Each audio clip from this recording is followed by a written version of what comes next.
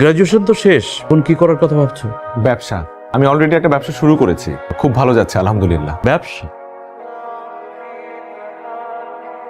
কিন্তু এটা তো কোনো ফিউচার নেই, খুবই রিস্কি। কারো কপাল খোলে, আবার কারো কপাল খোলেই না। চাটা খেয়ে যেও। আঙ্কেল আমাদের শেষ, তোমার সাথে আমার কথা শেষ। এবার বক্তব্য রাখবেন আমাদের আজকের সভার প্রধান আকর্ষণ, যার সাফল্যের কথা শুনে আমাদের তরুণ প্রজন্ম অনুপ্রাণিত হতে চায়। সকলের প্রিয় জনাব মাহির চৌধুরী।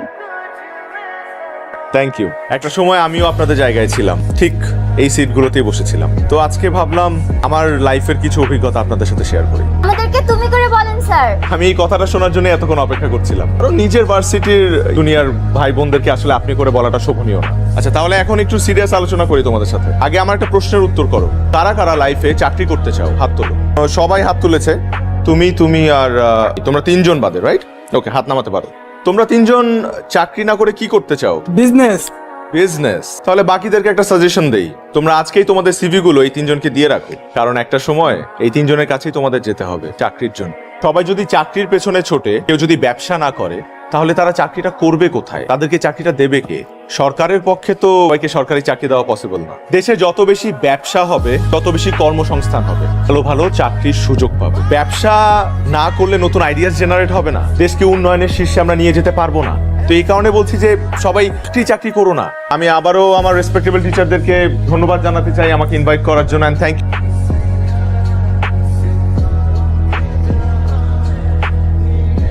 স্যার কিছু বলতে চাই। বলো না। আমরা আসলে আপনার সাকসেসের গল্পটা শুনতে চাই।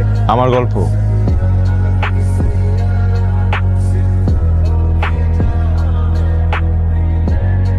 আমি কিন্তু সিভি বানায় দেওয়ার বিজনেস করলেই পারতাম, ভালো প্রফিট হইতো। আমার মাথায় খালি বিজনেসের চিন্তা। নিজে চাকরির জন্য ট্রাই করলে কি হয়? আমি তো চাকরিই করব না, আমি বিজনেস করব, and I want to be a very very successful entrepreneur. এটা তো সেই ফার্স্ট ইয়ার থেকে শুনতেছি। বিজনেসটা করবে, এত টাকা কই পাবা তুমি? বিজনেস করার জন্য টাকা লাগে না বোকা, তবে দুইটা জিনিস লাগে। কোন দুটা জিনিস লাগে? নাম্বার 1 একটা unique idea, and number 2 networking. মানলাম। মাহির, যা করো বুঝে শুনে করো। আমার কেন জানি মনে হয় তুমি একটা রিস্ক নিতে যাচ্ছ। আমি বাড়ি থেকে ফিরেই একটা বিজনেস শুরু করব। আমি একটু বাবা মার সাথে দেখা করতে যাচ্ছি, চলে আসবো। ক্যাম্পাসটা কোনো মিস করবো। আর আমাকে? তুমি তো আছোই লাইফে। লেখাপড়া তো শেষ করছো, এখন কি করবা ভাবছো কিছু, নাকি ওই ব্যবসাতে আটকায় থাকবা? চাকরি বাকরি কিছু করবা? ব্যবসা করব। দুটোই করুক না।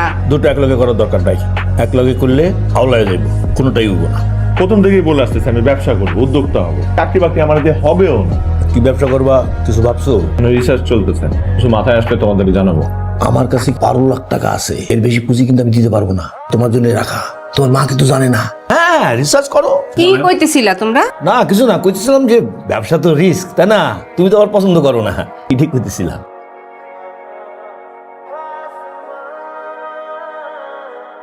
বাবা আমার বিয়ে নিয়ে খেপছে। কংগ্রাচুলেশনস। আচ্ছা আচ্ছা ঠিক আছে। সবসময় না ফাইজলামি ভাল লাগে না। আচ্ছা কি করতে হবে আমাকে সেটা বলো। তুমি জানো না কি করতে হবে? এখনো তো কিছু শুরুই করতে পারে নাই। বিজনেসের সব প্ল্যানিং না গ্রাজুয়েশনের আগে করে। আর আমি তোমাকে বলছি না, বাবা চাকরিজীবী ছেলে ছাড়া কিচ্ছু বুঝে না। যেখানে ভালোবাসাটা মুখ্য, প্রফেশন নিয়ে পড়ে আছে। আমি কথা বলতে আসি, এটার উপর রাগ ঝাড়তেছো কেন? তোমাকে কিভাবে ছুঁড়ে ফেলতে পারবো না। তুমি বোতলটা ছুঁড়ে ফেললা, কোত্থেকে একটা টোকায় এসে উঠায় নিয়ে গেল। কারণ এটাই ওদের কাজ। দেখছো দেখছো দেখছো দেখছো, এই যে এটাতে এত এক্সাইটেড হওয়ার কি আছে? এরপর এগুলাকে নিয়ে তারা ভাঙ্গারি দোকানে বেচে দিবে, সিম্পল। ব্যাপারটা আমার একটু ভেতরে ঢুকে দেখতে হবে। তুমি কি এখন ভাঙ্গারি বিজনেস শুরু করতে চাচ্ছ? করতেও পারি। I am done with this conversation. Mahir কি করতেছো তুমি? মাহির আমি বসতে বলছি। কি চলতেছে তোমার মাথায়? ভাঙ্গারির দোকানে কিসের বিজনেস খুঁজো তুমি? যেখানে দেখিবে ছাই উড়াইয়া দেখো তাই, এটাই খোঁজার চেষ্টা করছি। তোমার মাথা গেছে। চলো আসো, কোথায় যাব? ভেতরের কাহিনীটা জানতে হবে না, ওরা কেমনে বিজনেসটা করে। তুমি গিয়ে দেখো। মামা আপনি টান দেন তো, তোমার সব বিজনেসের মধ্যে আমি নেই। মামা আপনাকে টান দিতে বললাম না, টান দেন। এই ফ্যাক্টরি বস কোথায় বসে? উনি আমার ভাই, আপনি আমাকে বলতে পারেন যে আসলে আমিও ব্যবসায়ী, তো মানে ব্যবসা করতে চাই আর কি, তো এই কারণে ওনার সাথে কথা বলবো। ভাইয়া আমি যদি এই বিজনেসটা করতে চাই, আপনি কি আমাকে হেল্প করবেন? কোর্স হেল্প করবো। আপনারা যদি কোনো ব্যবসায় আসতে চান, আপনাদেরকে সাপোর্ট করবার দায়িত্ব তো আমাদের। থ্যাংক ইউ ভাইয়া। একটা গুড নিউজ আছে, finally I have found my business plan. What? Yes. কিসের বিজনেস? এখন তো বলবো না।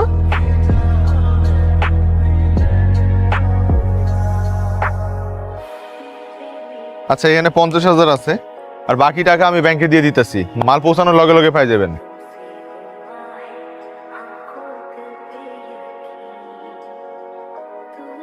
হ্যালো, ফোন ধরতেছো না কেন? আমি তো কাজের মধ্যে ব্যস্ত। এখন পর্যন্ত জানলামই না কিসের বিজনেস করতেছো। আর একটা সপ্তাহ অপেক্ষা করো, বুধনের দিন তোমার নিয়ে এসে একবারে সারপ্রাইজ দেবো। রাখি তাহলে, আমি ওই ট্রেড লাইসেন্স করতে যাবো একটু পর। আমি তোর ব্যবসার উদ্বোধন নিতে যাবো না। এত লেহাপড়া করে হাসি কিনা ভাঙ্গারির ব্যবসা আছে কি করবো? আব্বা একটু আমারে বুঝাও না। আমি বুঝছি যে আমার আত্মীয় স্বজনের সামনে আমি মুখ দেখাইতে পারবো না। তুই নাকি ঢাকা যায় এসকারাবের ব্যবসা দিছস? কি মাহির ভাই, আপনি বলে বাঙ্গারি ব্যবসা শুরু করছেন? দাঁড়িয়ে রইলি কেন, শুরু কর। একজনের আসার কথা। আসো বাবা, ও হচ্ছে মারিয়া। আসসালামু আলাইকুম। ওয়ালাইকুম আসসালাম। ভাই প্লিজ প্লিজ।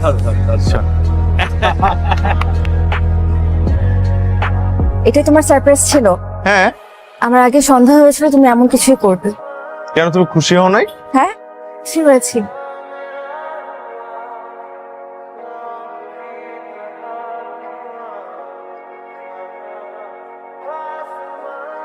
বাবা তোমাকে বলছে দেখা করতে। কার বাবা? আমার। ও কেন? আমি বাবাকে তোমার কথা বলছি, বাবা তাই বলছে তোমাকে দেখা করতে। আমার বাবার সাথে দেখা করতে তোমার কোনো আপত্তি আছে? না। তুমি তো বাড়িয়ার সাথে একসাথে পড়তে, তাই না? জি। তোমার পরিবারে আর কে কে আছে? বাবা মা আছে। গ্রাজুয়েশন তো শেষ, এখন কি করার কথা ভাবছো? ব্যবসা, আমি অলরেডি একটা ব্যবসা শুরু করেছি, খুব ভালো যাচ্ছে আলহামদুলিল্লাহ। কিন্তু এটা তো কোনো ফিউচার নেই, খুবই রিস্কি। কি ব্যবসা করার কথা ভাবছো? পেট ফ্লেক্স। ফ্লেক্স কি জিনিস আমি জানি, চাটা খেয়ে যেও। আঙ্কেল আমাদের শেষ, তোমার সাথে আমার কথা শেষ।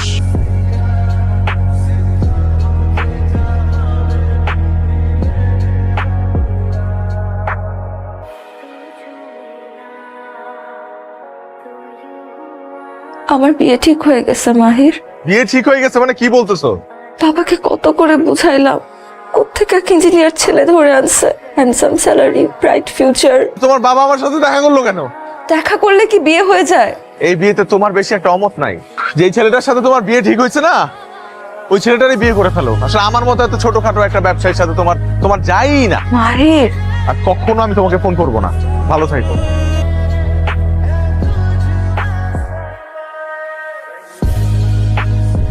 এরপর পুরো ঘটনায় নিজের মধ্যে একটা জেদ কাজ করা শুরু করলো। স্বপ্ন ছুতে গিয়ে ভালোবাসার হাত ছেড়ে দিতে হয়েছে। বিষয়টা মেনে নিতে অনেক সময় লেগেছে আমার। এরপর নিজেকে সামলেছি।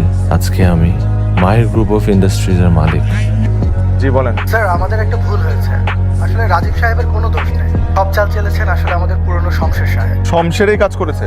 রাজীবকে আমি কল দিচ্ছি, ওনার সাথে অনেক বড় একটা অন্যায় হয়েছে।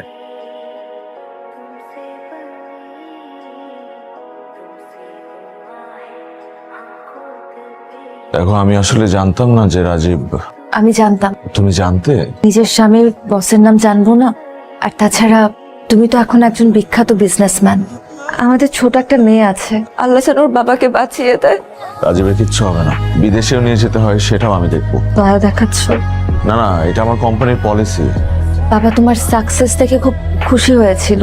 মারা যাবার আগে বলেছিল তোমার সাথে কোনোদিন দেখা হলে যেন তোমাকে এই কথাটা বলি। মাহির, পারলে বাবাকে মাফ করে দিও, আমাকেও।